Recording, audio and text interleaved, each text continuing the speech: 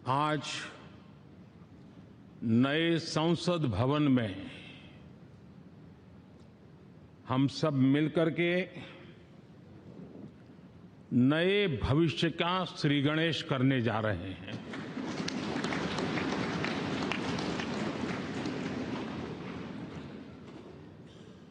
आज हम यहां विकसित भारत का संकल्प दोहराना, फिर एक बार संकल्पबद्ध होना और उसको परिपूर्ण करने के लिए जी जान से जुटने के इरादे से नए भवन की तरफ प्रस्थान कर रहे हैं।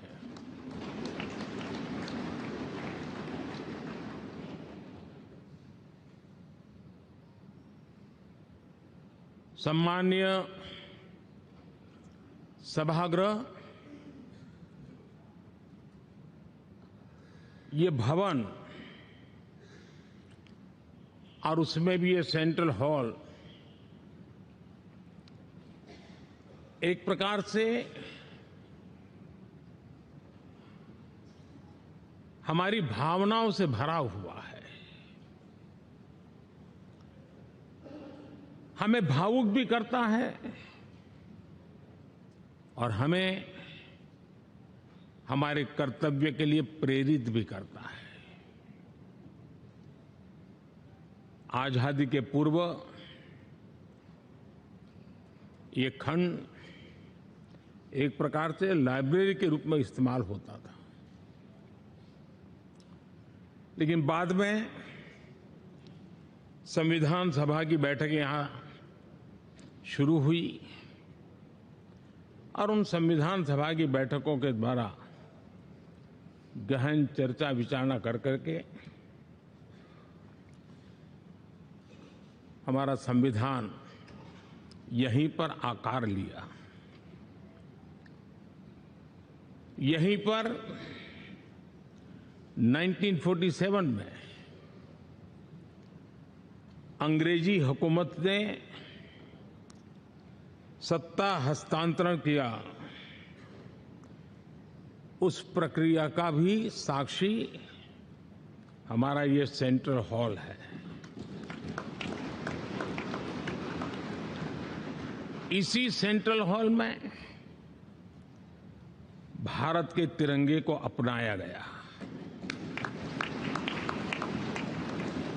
हमारे राष्ट्रगान को अपनाया गया और ऐतिहासिक अवसरों पर आजादी के बाद भी सभी सरकारों के दरमियान अनेक अवसर आए जब दोनों सदनों ने मिलकर के यहां पर भारत के भाग्य को गढ़ने के पर विचार किया, सहमति बनाई और निर्णय भी किए। 1952 के बाद दुनिया के करीब 41 राष्ट्राध्यक्षों ने इस सेंट्रल हॉल में हमारे सभी माननीय सांसदों को संबोधित किया है।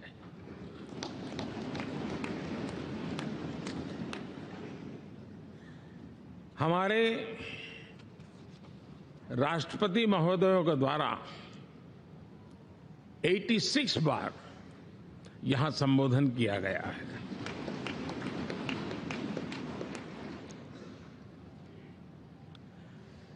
बीते 7 दशकों में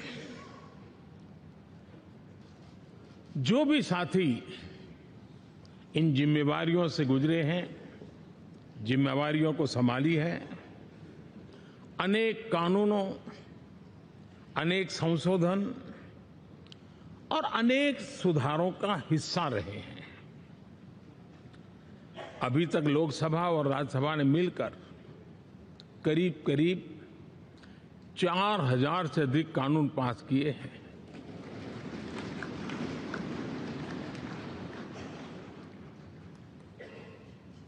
और कभी जरूरत पड़ी तो ज्वाइंट सेशन के माध्यम से भी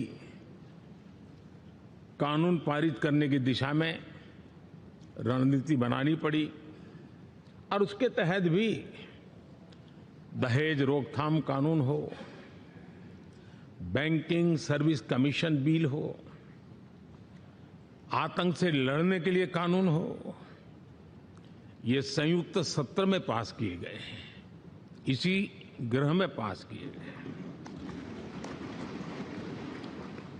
इसी संसद में मुस्लिम बहन बेटियों को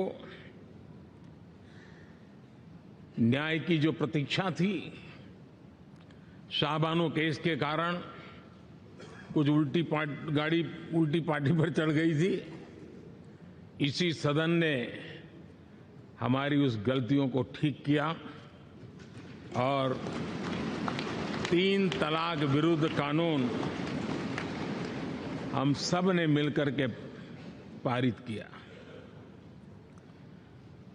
संसद ने बीते वर्षों में ट्रांसजेंडर को न्याय देने वाले कानूनों का भी निर्माण किया। इसके माध्यम से हम ट्रांसजेंडर के प्रति सद्भाव और सम्मान के भाव के साथ उनको नौकरी, शिक्षा, स्वास्थ्य, बाकी जो सुविधाएं हैं, एक गरिमा के साथ प्राप्त कर सके, इसकी दिशा में हम आगे बढ़े।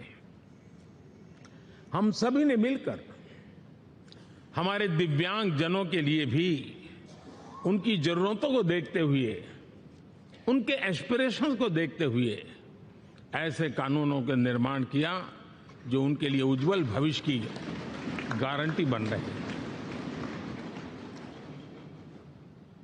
आर्टिकल 370 हटाने से लेकर वो विषय ऐसा रहा जो शायद ही कोई दशक ऐसा होगा कि चर्चा न हुई हो, चिंता न हुई हो और मांग न हुई हो। आक्रोश भी व्यक्त हुआ, सभागृह में भी हुआ, सभागृह के बाहर भी हुआ। लेकिन हम सबका सौभाग्य है कि हमें सदन में आर्टिकल 370 से मुक्ति पाने का, अलगाववाद, आतंकवाद के खिलाफ लड़ाई लड़ने का एक बड़ा महत्वपूर्ण कदम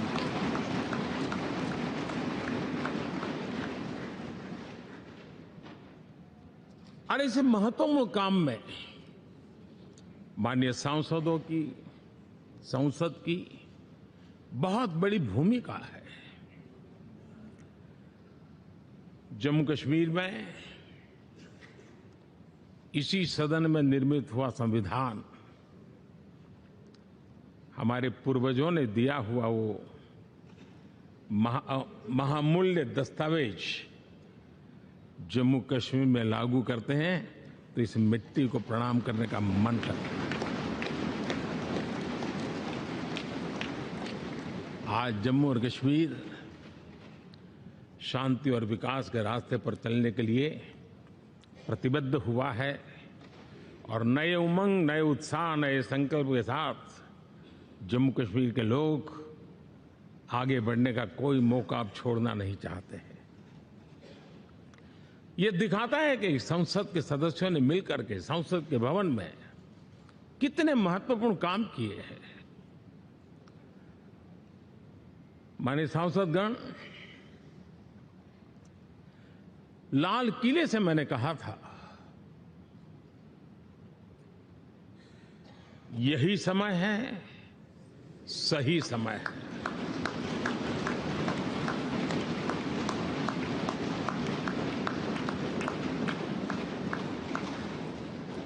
एक के बाद एक घटनाओं की तरफ हम नजर करेंगे। हर घटना इस बात का गवाह दे रही है कि आज भारत एक नई चेतना के साथ पुनर्जागृत हो चुका है।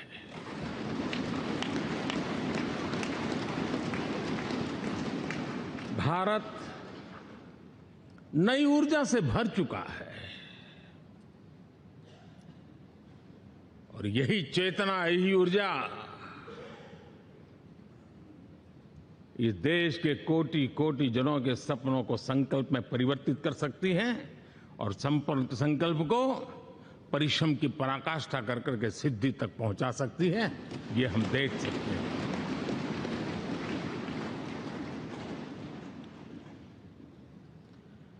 और मेरा विश्वास है, देश जिस दिशा में चल पड़ा है, इच्छित परिणाम अवश्य प्राप्त होंगे।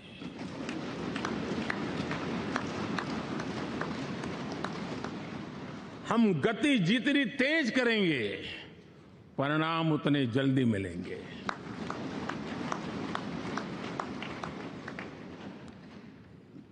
आज भारत 5वीं अर्थव्यवस्था पर पहुंचा है, लेकिन पहले 3 में पहुंचने के संकल्प के साथ बढ़ रहा है।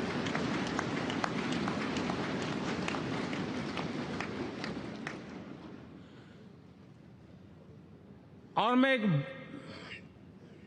जिस स्थान पर बैठा हूं, जो जानकारियां प्राप्त होती है, उसके आधार पर विश्व के गणमान्य लोगों से बातचीत करता हूं, उसके आधार पर मैं बड़े विश्वास से कह रहा हूं, हम में से कुछ लोगों की निराशा हो सकती है, लेकिन दुनिया आश्वस्त है कि भारत टॉप 3 में पहुंच के रहेगा।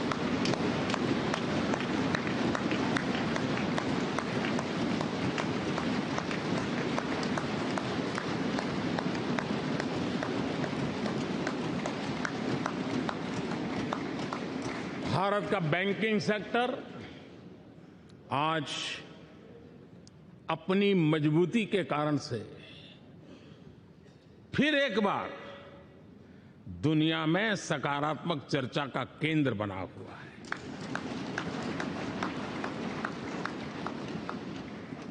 भारत का गवर्नेंस का मॉडल, यूपीआई, डिजिटल स्टैक, मैं इस G20 में भी देख रहा था, मैंने बाली में भी देखा। टेक्नोलॉजी की दुनिया को लेकर के भारत का नौजवान जिस प्रकार से आगे बढ़ रहा है, पूरे विश्व के लिए कौतुक भी है, आकर्षण भी है और स्वीकृति भी है।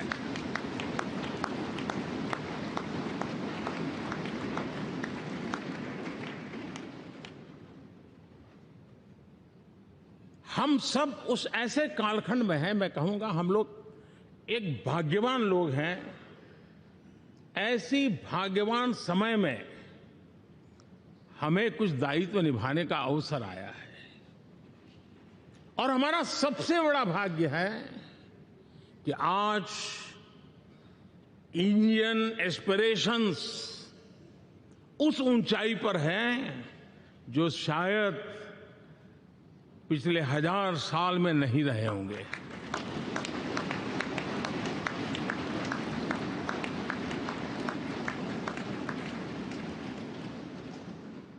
गुलामी के जंजीरों ने उसके एस्पिरेशंस को दबोच के रखा था।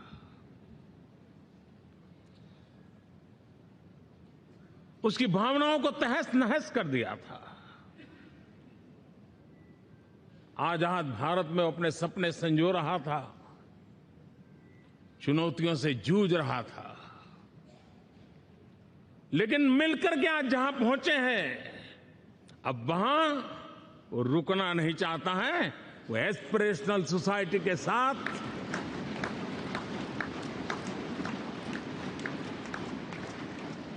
नए लक्ष्य गढ़ना चाहता है।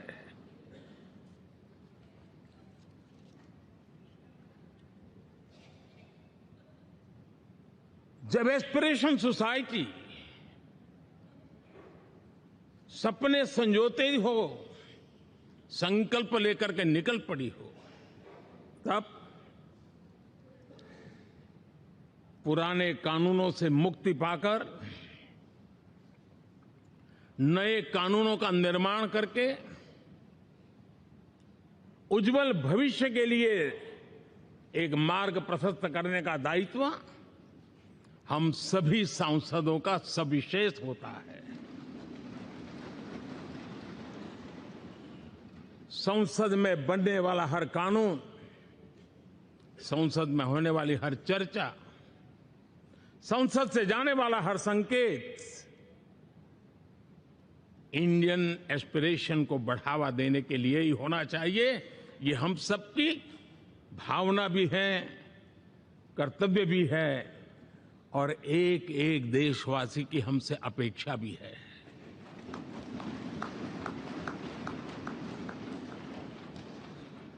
हम जो भी रिफॉर्म करें उसके मूल में इंडियन एस्पिरेशन सबसे सर्वोच्च पद पर होना चाहिए, प्राथमिकता पर होना चाहिए।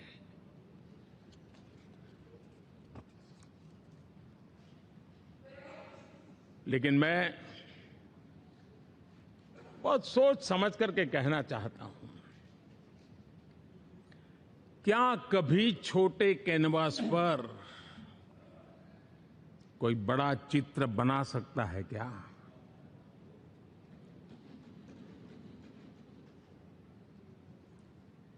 जैसे छोटे कैनवास पर बड़ा चित्र नहीं बन सकता, वैसे हम भी अगर हमारे सोचने के कैनवास को बड़ा नहीं कर सकते तो भव्य भारत का चित्र भी हम नहीं अंकित कर सकते।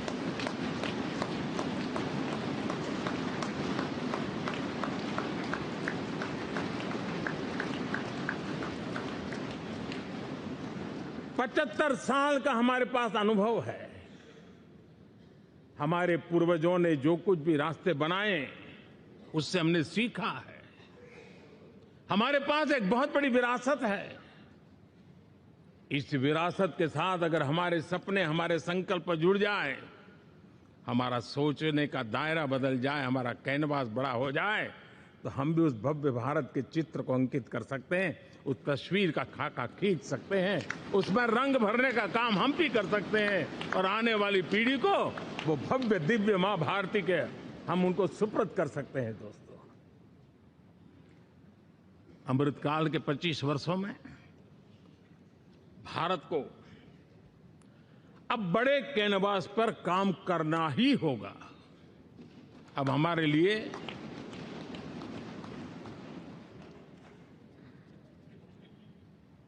छोटी छोटी चीजों में उलझना वो वक्त चला गया है। हमें आत्मनिर्भर भारत बनाने के लक्ष्य को सबसे पहले परिपूर्ण करना चाहिए और हमसे शुरुआत होती है, हर नागरिक से शुरुआत होती है। और आज दुनिया में भी एक समय ऐसा था कि लोग मुझे कहते थे, हमारे बड़े बड़े बुद्धिजीवी और अर्थशास्त्री लिखते थे कि मोदी आत्मनिर्भर की बात करता है तो मल्टीलेटरलिज्म के सामने चुनौती तो बन नहीं जाएगा, ग्लोबल इकोनॉमी के जमाने में ठीक तो नहीं होगा। लेकिन 5 साल के भीतर भीतर देखा, दुनिया भारत के आत्मनिर्भर मॉडल की चर्चा करने लग गई है।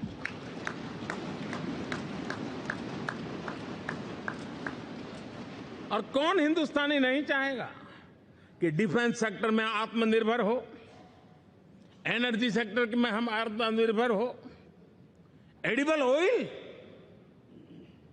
क्या इस देश को आत्मनिर्भर नहीं होना चाहिए?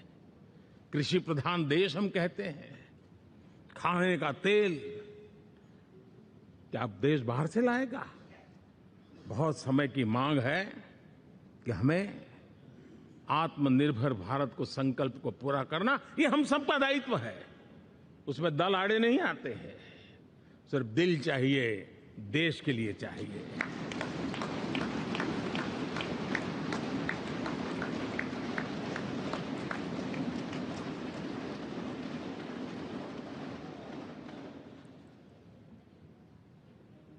हमें अब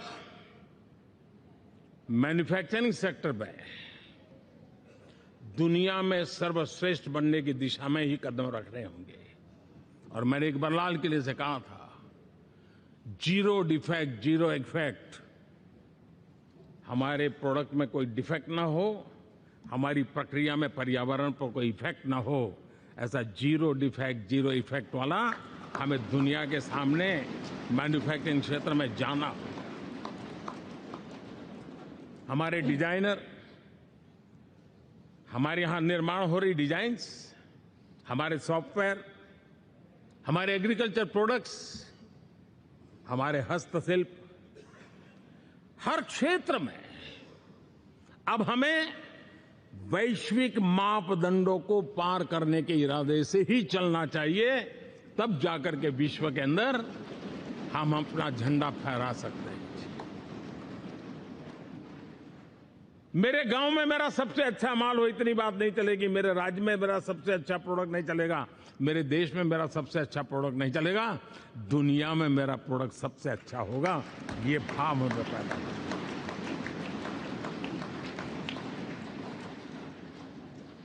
हमारी यूनिवर्सिटीज दुनिया के अंदर टॉप रैंकिंग में आए, अब इसमें हमें पीछे नहीं रहना है। हमारे शिक्षा जगत को नई नेशनल एजुकेशन पॉलिसी मिली है, एक खुलापन है, सर्व स्वीकृत बनी है। उसके सहारे अब हमें चल पड़ना है। और दुनिया के टॉप मोस्ट यूनिवर्सिटीज में अभी जब G20 में विश्व के मेहमान आए तो मैंने नालंदा की एक तस्वीर रखी थी वहां। और जब मैं दुनिया को कहता था 1500 साल पहले मेरे देश में दुनिया की उत्तम से उत्तम यूनिवर्सिटी हुआ करती थी, तो उन सुनते ही रह जाते थे। लेकिन हमें उसे प्रेरणा लेनी है, पर प्राप्त तो अभी करके रहना है। ये हमारा संकल्प होना चाहिए। आज हमारे देश का नौजवान खेल जगत के अंदर दुनिया में हमारी पहचान बना रहा है। टियर 2, टियर 3 सिटी से, गांव, गरीब परिवारों से, गांव से देश के नौजवान, देश की बेटे बेटियां आज खेलकूद के जगत जीवन में हमारा नाम रोशन कर रही है। लेकिन देश चाहता है और देश का संकल्प होना चाहिए कि अब खेलकूद के हर पोडियम पे हमारा तिरंगा भी लहराता होगा।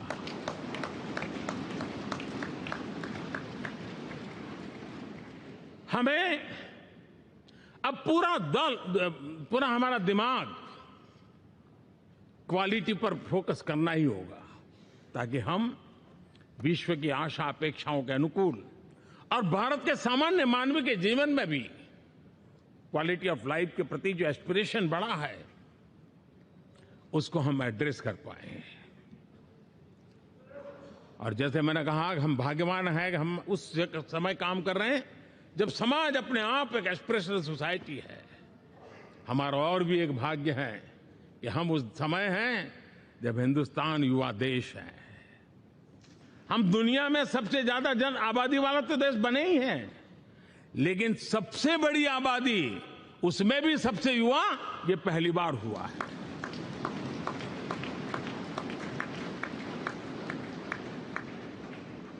जिस देश के पास ये युवा शक्ति हो, युवा सामर्थ्य हो, तब हमें उसकी टैलेंट पे भरोसा है, हमें उसकी संकल्प शक्ति पे भरोसा है, उसकी साहस में हमें भरोसा है।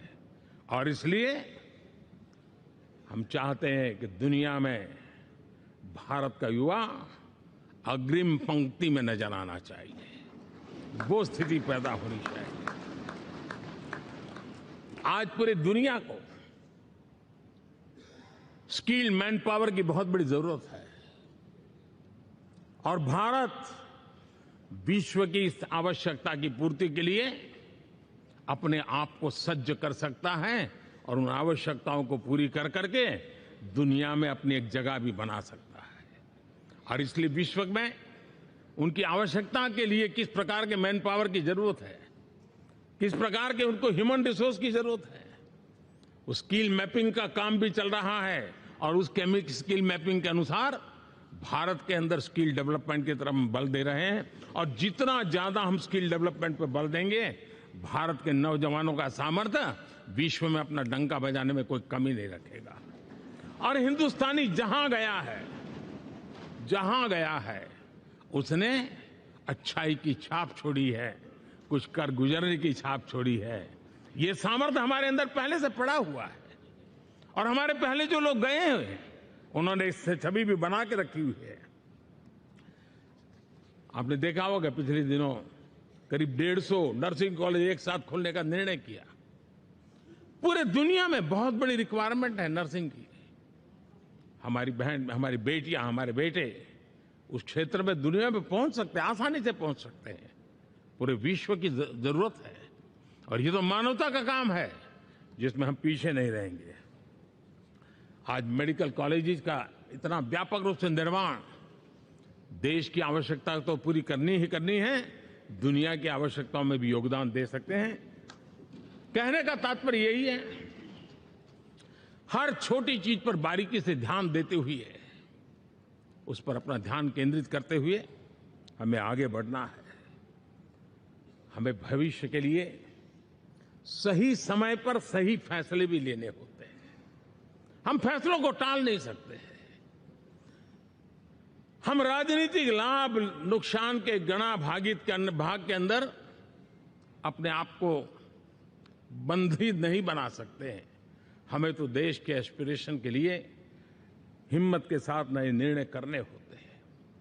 आज सोलर पावर के सफल मूवमेंट्स हमारी भावी पीढ़ी के लिए एनर्जी क्राइसिस से मुक्ति की गारंटी दे रहा है। आज मिशन हाइड्रोजन आने वाले दिनों में जो एनवायरमेंट की चिंता है, जो टेक्नोलॉजी में बदलाव आ रहा है, उसके समाधान का रास्ता देने का सामर्थ्य रखती है। आज हमारा सेमीकंडक्टर जिस प्रकार से जीवन चलाने में हमारे हृदय की जरूरत रहती है, वैसे ही आज हमारी टेक्नोलॉजी चिप्स के बिना चल नहीं सकती और सेमीकंडक्टर उसके लिए बहुत अनिवार्य है। उस दिशा में हम आगे जाकर के इलेक्ट्रॉनिक मैन्युफैक्चरिंग में कोई रुकावट ना आए और जीवन कहीं अटक न जाए, उसलिए एक बहुत बड़ी मात्रा में हम काम कर रहे हैं। जल जीवन मिशन, हर जिले में 75 अमृत सरोवर, हमारी भावी पीढ़ी को, हमारे बच्चों को, बच्चे उनको कभी पानी के बिना तरसना न पड़े, इसकी चिंता हम आज कर रहे हैं। विश्व के बाजार में हमारा हर व्यापार कारोबार पहुंचे, कॉम्पिटिटिव ताकत के साथ खड़ा रहे, लॉजिस्टिक सिस्टम को और अधिक कम खर्च वाला बनाना, एफिशिएंट बनाना, उस दिशा में हम बहुत नीतियां लेकर के चल रहे हैं। आज समय की मांग है कि भारत का एक ऐसा भारत का हम निर्माण करें। नॉलेज, इनोवेशन, ये समय की मांग है और दुनिया में हमें अग्रिम पंक्ति में जाने का ये रास्ता भी है।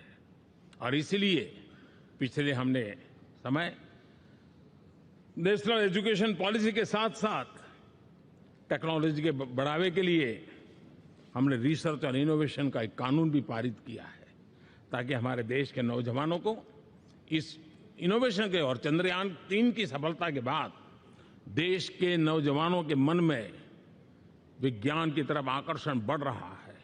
हमें मौका गंवाना नहीं है। हमारी युवा पीढ़ी को हमने रिसर्च और इनोवेशन के लिए पूरे अवसर देने हैं और इस इकोसिस्टम को बनाने के लिए हमने एक उज्जवल भविष्य के निर्माण की नींव रखी है। आदरणीय बंधुगण,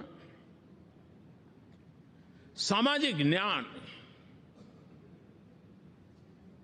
ये हमारी पहली शर्त है। बिना सामाजिक न्याय, बिना संतुलन, बिना समभाव, बिना समत्व हम इच्छित परिणामों को घर के भीतर प्राप्त नहीं कर सकते। लेकिन सामाजिक न्याय की चर्चा बहुत सीमित बन के रह गई। हमें उसको व्यापक रूप में देखना होगा। हम किसी गरीब को कोई सुविधा दें, किसी समाज में दबे कुचले व्यक्ति को कोई सुविधा दें, वो तो सामाजिक न्याय की एक प्रक्रिया है। लेकिन उसके घर तक पक्की सड़क बन जाए ना, वो भी सामाजिक न्याय के लिए उसको मजबूती देती है। उसके घर के नजदीक में बच्चों के लिए अगर स्कूल खुल जाए तो वो भी उसको सामाजिक न्याय की मजबूती देती है। उसको बिना खर्च अगर आरोग्य में समय की जरूरत पड़े वो मिले, तब जाकर के सामाजिक न्याय की मजबूती मिलती है। और इसलिए जिस प्रकार से समाज व्यवस्था में सामाजिक न्याय जरूरत है, वैसा ही राष्ट्र व्यवस्था में सामाजिक न्याय की आवश्यकता है। अब देश का कोई हिस्सा पीछे रह जाए, अविकसित रह जाए, ये भी सामाजिक न्याय के खिलाफ है। दुर्भाग्य से देश का पूर्वी इलाका, भारत का पूर्वी भाग जो समृद्धि से भरा हुआ है, लेकिन वहां के नौजवानों को रोजगार के लिए दूसरे इलाके में जाना पड़ रहा है। ये स्थिति हमें बदलनी है। हमारे देश के उस पूर्वी भाग को, इलाका को समृद्ध बना करके सामाजिक न्याय की मजबूती भी हमने देनी है। असंतुलित विकास, शरीर कितना भी स्वस्थ क्यों न हो, लेकिन एक उंगली को भी अगर लकवा मार गया है तो शरीर स्वस्थ नहीं माना जाता है। भारत कितना ही समृद्ध हो, लेकिन कोई अंग उसका दुर्बल रह जाए तो भारत समृद्धि में पीछे है, मानना पड़ेगा। और इसलिए हम सर्वांगीण विकास के पक्ष में, सामाजिक न्याय की उस ऊंचाई को प्राप्त करने के पक्ष में, दिशा में हमें आगे बढ़ना है। चाहे पूर्वी भारत हो, चाहे नॉर्थ ईस्ट हो, हमें उन चीजों को प्राप्त करना। और उसीलिए जो रणनीति कितनी सफल हुई है, 100 एस्पिरेशनल डिस्ट्रिक्ट पर विशेष काम किया, नौजवान अफसरों को लगाया गया, एक स्ट्रेटेजी बनाई गई। आज दुनिया उस मॉडल की चर्चा कर रही है। और आज 100 डिस्ट्रिक्ट, देश के कोने कोने में जो पीछे माने जाते थे, उसको बोझ मान लिया गया था। आज स्थिति ये बनी है कि वो 100 डिस्ट्रिक्ट अपने अपने राज्य में लीड कर रहे हैं, राज्य की एवरेज से भी ऊपर जा रहे हैं। और इस सफलता को देख करके, सामाजिक न्याय की इस भावना को मजबूत करते हुए 100 डिस्ट्रिक्ट में से आगे बढ़ करके अब जमीनी स्तर पर ले जाने के लिए 500 ब्लॉक तक उनको एस्पिरेशनल डिस्ट्रिक्ट ब्लॉक के नाते आइडेंटिफाई करके उसको मजबूती करने देने का काम चल रहा है। और मुझे विश्वास है ये एस्पिरेशनल ब्लॉक्स है, वो एक विकास का नया मॉडल बनने वाले हैं। वो एक प्रकार से देश के विकास के एक नए ऊर्जा केंद्र बनने की संभावना रखते हैं। और उस दिशा में भी हम आगे बढ़ रहे हैं। माननीय सांसदगण, आज विश्व की नजर भारत पर है। शीत युद्ध के समय हमारी पहचान गुटनिरपेक्ष देश के रूप में रही। उस समय की जो जरूरत थी, उसके जो लाभ होने थे, उस समय से हम गुजरे हैं। लेकिन अब भारत का स्थान कुछ और बना है। और इसलिए उस समय गुटनिरपेक्ष की अवस्था आवश्यक होगी। आज हम उस नीति को लेकर के चल रहे हैं, जिस नीति को अगर हमें पहचानना है तो विश्व मित्र के रूप में हम आगे बढ़ रहे हैं। हम दुनिया से मित्रता कर रहे हैं, दुनिया हमारे में मित्र खोज रही है। ये शायद विश्व में एक भारत ने, और दूरी नहीं, हो सके उतनी निकटता, उस रास्ते पर चल करके भी हम अपने विश्व मित्र के रूप में भाव आज सफलतापूर्वक आगे बढ़ा रहे हैं। और मुझे लगता है कि इसका लाभ आज भारत को हो रहा है। भारत आज दुनिया के लिए एक स्टेबल सप्लाई चेन के रूप में उभर रहा है। और आज विश्व की ये जरूरत है। और उस आवश्यकता की पूर्ति करने का काम G20 में भारत ग्लोबल साउथ के आवाज बनकर के उभरा है। ये बीज G20 समिट में जो बीज बोया गया है, मेरे देशवासी आने वाले समय देखेंगे कि वो ऐसा वटवृक्ष बनने वाला है, ऐसा वटवृक्ष बनने वाला है, विश्वास का ऐसा वटवृक्ष बनने वाला है, जिसकी साया में आने वाली पीढ़ियां सदियों तक एक गर्व के साथ अपना सीना तान करके खड़ी रहेगी। ये मुझे विश्वास है।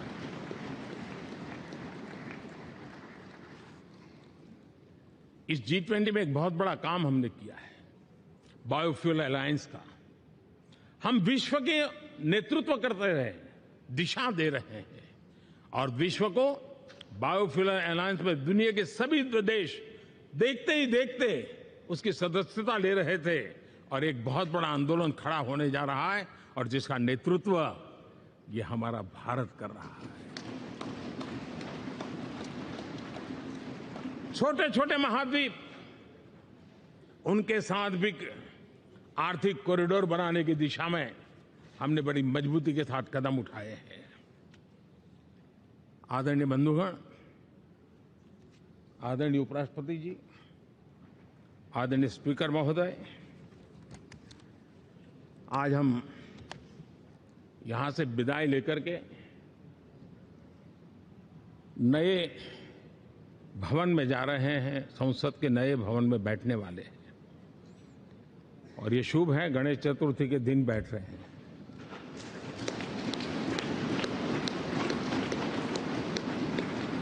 लेकिन मैं एक आप दोनों महानुभावों को एक प्रार्थना कर रहा हूं, एक विचार आपके सामने रख रहा हूं।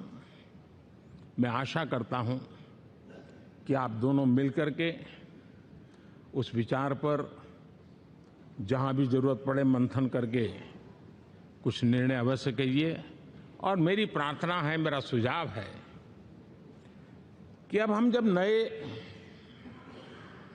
सदन में जा रहे हैं तब इसकी गरिमा कभी भी कम नहीं होनी चाहिए।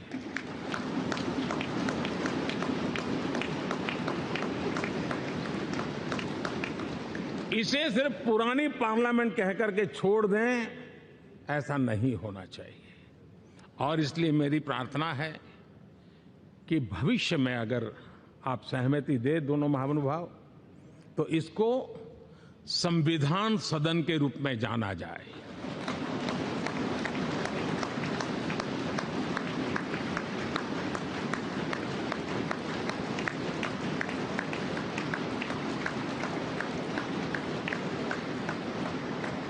ताकि ये हमेशा हमारे रक्षा के लिए हमारी जीवन प्रेरणा बनी रहेगी।